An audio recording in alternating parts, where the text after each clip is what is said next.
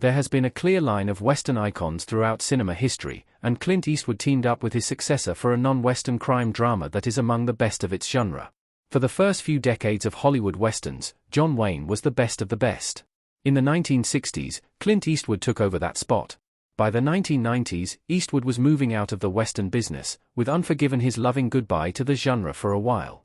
Replacing him was Kevin Costner, and he has since picked up the baton and run with it. However, in 1993, Eastwood and Costner teamed up for a crime drama that ended up a minor masterpiece.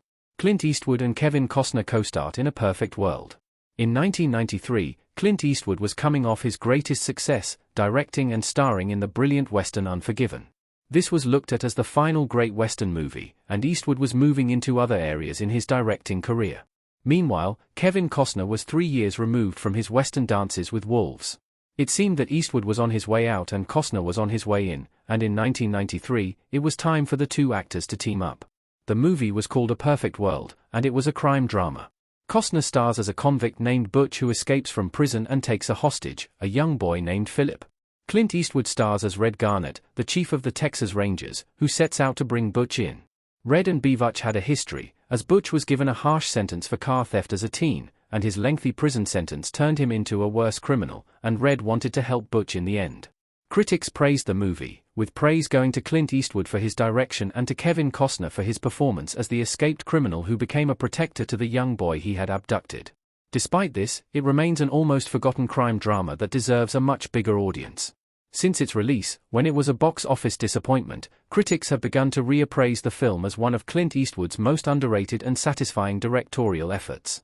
Furthermore, the iconic critical publication Cahiers du Cinéma named it the best film of 1993, a year that included Schindler's List and Jurassic Park. Eastwood only appeared in the movie because Costner rewrote the script. While Clint Eastwood was signed on to direct A Perfect World, he had no intention of appearing in the movie at first. John Lee Hancock wrote the original script, his second movie, and a few years before he became a director himself, writing and directing films like The Rookie, The Alamo, and The Blind Side.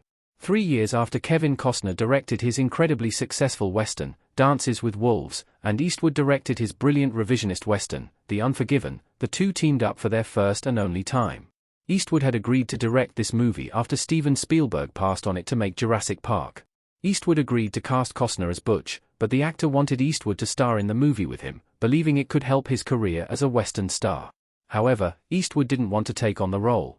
This led Costner to take a chance, and he began working with Hancock on the script to beef up Red's role. Producer Mark Johnson said that the part of Red was changed so that he had some vested interest in being there. Costner also boosted Laura Dern's Sally to have a line that helped make the decision easier when she said Red wanted to find redemption. "I'd rather play that instead of playing a guy who comes in and says, 'Okay, I'll just shoot him, partner.' That's pretty boring," Eastwood said. "At this stage in my life, I've done all that. There are younger guys who can do that." Thanks to Costner's work on the script, Eastwood finally said he would appear as Red. Sadly, the movie was disappointing at the time, with Kevin Costner and Clint Eastwood both believing it was underwhelming. This was especially true after their previous Western success stories. Kevin Costner proved to be Clint Eastwood's successor in the Western genre. The disappointment of A Perfect World's box office meant that Kevin Costner had a little longer road before he finally replaced Clint Eastwood as a modern-day Western star. The year after A Perfect World, Kevin Costner starred in Wyatt Earp, but it ended up as the lesser of two Earp movies, clearly falling behind Tombstone at the box office. However, this was only the start.